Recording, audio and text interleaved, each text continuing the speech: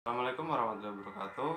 Halo semua, izin memperkenalkan diri. Nama saya David Alfianda Pratama dengan NPM 2412011034. Baik teman-teman, di sini saya dari kelompok 10 dengan materi yaitu perujukan karya tulis ilmiah dan daftar pustaka dalam karya tulis ilmiah. Di sini saya tidak sendiri, saya akan membahas materi tersebut bersama keenam teman saya yang lain. Oke, baik, sebelum video pembahasan yang kami mulai, ini dia ada cuplikan video dari perkenalan kawan-kawan saya. Check this out. Assalamualaikum warahmatullahi wabarakatuh. Izin memperkenalkan diri. Nama saya Braju Syasangaji dengan NPM 2412011033. Perkenalkan, nama saya Alif Akan dengan NPM 24120111028. Perkenalkan, nama saya Muhammad Aris Raisman Bangsawan dengan NPM 2412011053. Perkenalkan, nama saya Rafi Distira dengan NPM 2412011029. Assalamualaikum warahmatullahi wabarakatuh. Halo, nama aku Ayesa Danis Ara dengan NPM 2412011031. Halo, perkenalkan, nama saya Fania Adelaida Azahra dengan NPM 2412011032. Oke teman-teman, tadi itu adalah video perkenalan dari anggota kelompok lainnya. Oke, langsung saja kami mulai. Yang pertama yang kami bahas adalah apa itu daftar rujukan. Daftar rujukan adalah daftar sumber yang dirujuk secara langsung dalam sebuah teks.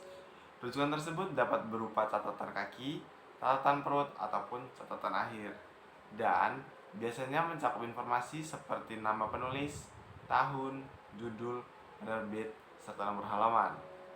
Nah, di daftar rujukan ini teman-teman sedikit berbeda dengan daftar pustaka, yang mana akan mencantumkan informasi seperti yang saya sebutkan tadi pada akhir sebuah karya tulis ilmiah. Namun dalam daftar rujukan ini, sumber rujukan tersebut langsung ditaruh di mana pada saat seorang penulis mengambil rujukan tersebut, seperti langsung dalam satu kalimat dan nanti di bawahnya terdapat daftar rujukan. Itulah yang dapat saya sampaikan. Selanjutnya akan disampaikan oleh teman-teman saya yang lain. Jadi lanjut kita tonton. Baik, saya di sini akan menjelaskan dua contoh rujukan. Rujukan yang pertama adalah rujukan dari buku dan rujukan kedua adalah rujukan dari media cetak. Untuk rujukan dari buku, urutan pertama adalah nama penulis. Nah, untuk nama penulis ini jangan lupa untuk diakhiri dengan tanda koma. Yang kedua adalah tahun terbit. Nah, untuk tahun terbit ini jangan lupa diakhiri dengan tanda titik. Dan untuk judul buku juga diakhiri dengan tanda titik. Lalu yang keempat adalah kota penerbit yang diakhiri dengan tanda titik 2. Dan yang terakhir adalah nama penerbit yang diakhiri dengan tanda titik. Contohnya seperti ini. Baik, selanjutnya saya akan menjelaskan tentang rujukan dari media cetak. Untuk rujukan dari media cetak, yang pertama kali kita tulis adalah 1.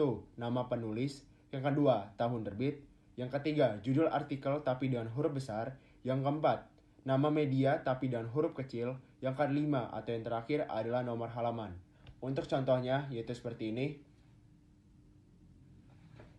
Ini saya akan menjelaskan tentang mekanisme penulisan rujukan dari internet dalam jurnal. Yang pertama adalah nama penulis ditulis dan diikuti oleh tahun, judul artikel, nama jurnal, dan juga keterangan kapan itu diakses. Aku mau kasih contoh-contoh tentang penulisan daftar rujukan. Yang pertama ada rujukan dari internet berupa karya individual. Biasanya nama penulis ditulis seperti rujukan dari bahan cetak, kemudian diikuti secara berturut-turut oleh tahun. Lalu untuk judul karya tersebut biasanya ditulis miring dan diberi keterangan dalam tanda kurung online, lalu diakhiri dengan alamat sumber karya tersebut disertai keterangan kapan karya tersebut diakses di antara tanda kurungnya. Contoh yang kedua ada rujukan berupa karya terjemahan. Biasanya nama penulis asli ditulis di paling depan, lalu diikuti dengan tahun penerbitan, diikuti dengan nama penerjemah, diikuti lagi dengan tahun terjemahan, lalu diikuti lagi dengan nama tempat penerbitan, dan diakhiri dengan penerbit terjemahan. Dan apabila tahun penerbitan buku asli tidak dicantumkan, maka ditulis dengan kata tanpa tahun. Terima kasih. Oke, jadi aku bakal ngejelasin apa itu pengertian daftar pustaka. Daftar pustaka adalah daftar bacaan yang memperkaya tulisan sehingga tetap dicantumkan penulisannya dengan atau tanpa dirujuk langsung di dalam teks. Cara penulisannya berdasarkan alfabetis tanpa memuat nomor halaman dari bagian sumber yang dirujuk.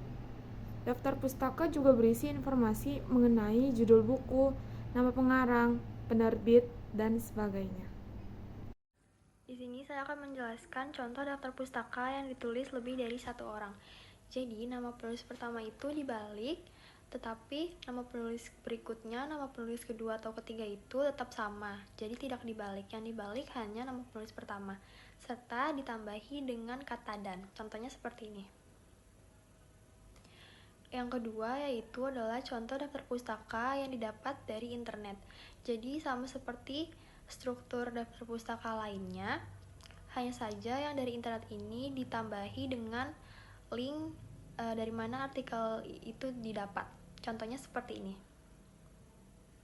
Terima kasih. Baik teman-teman, di sini saya akan lanjut menjelaskan tentang daftar pustaka dari film atau video. Nah, mekanismenya adalah sebagai berikut. Yang pertama, nama produsen atau pembuat video sebagai nama pengarang. Yang kedua, tahun publikasi. Yang ketiga, judul video. Yang keempat, jenis referensi dalam tanda kurung. Yang kelima adalah nama studio atau distributor. Yang keenam adalah alamat online jika ada. Dan yang terakhir adalah durasi film atau video. Contoh penulisannya dapat dilihat sebagai berikut. Oke teman-teman, lanjut. Daftar pustaka buku dengan bab. Terkadang dalam suatu buku, masing-masing babnya ditulis oleh pengarang yang berbeda. Jika hendak menulis bab khusus dari buku tersebut, maka cara penulisannya harus dituliskan pengarang dari bab yang dirujuk, serta dalam buku apa tulisan tersebut dimuat. Contohnya seperti ini.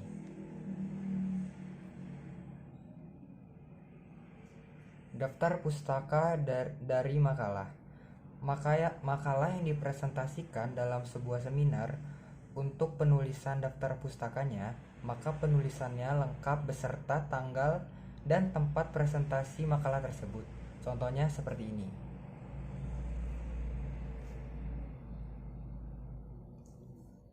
Daftar pustaka rujukan dari kamus dapat dituliskan secara lengkap dengan menyertakan halaman kamus yang dikutip. Namun, bisa juga ditulis seperti sumber buku pada umumnya. Contohnya seperti ini. Nah, teman-teman, tadi itu semua adalah penjelasan tentang perujukan dalam karya tulis ilmiah dan daftar pustaka dalam karya tulis ilmiah. Oke, baik, sampai dari video ini. Bila ada kesalahan dari saya ataupun dari kawan-kawan saya sebelumnya, kami mohon maaf dalam penyampaian. Bila ada salah-salah kata ataupun salah-salah kalimat. Baik kawan-kawan semua, sekian video dari kelompok 10. Saya sebagai moderator pamit undur diri. Wassalamualaikum warahmatullahi wabarakatuh.